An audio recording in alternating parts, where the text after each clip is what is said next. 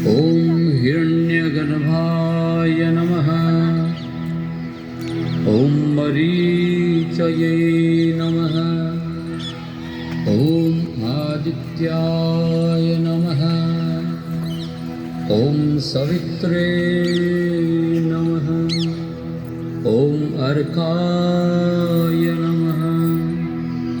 ॐ भास्कराय नमः।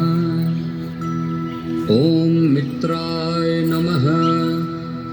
ॐ रवये नमः।